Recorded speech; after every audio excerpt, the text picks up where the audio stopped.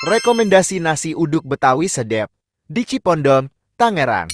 Malam ini di Cipondoh, gue mau makan nasi uduk yang menurut gue enak nih. Nah ini area dine-in-nya, di sini tuh ada 3 tenan guys selain nasi uduk. Mas ini nasi uduk Ibu Salminah yang dulu di situ ya? Iya betul, nasi uduk Ibu Salminah. Nah nasi uduk Bu Salminah itu dulu tuh di dekat Rawa Cipondoh, sekarang pindah dia guys ke sini. Kayak bihun.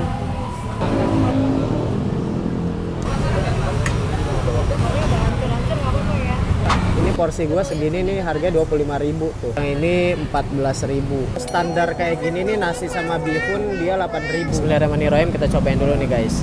Nasinya nih. Dia tuh nasinya wangi banget. Bismillah. Kumur jengkolnya ini legit. Gue tuh dulu kalau pulang kantor nih dari stasiun Polri suka beli di sini nih guys. Nasi uduk Ibu Salminah.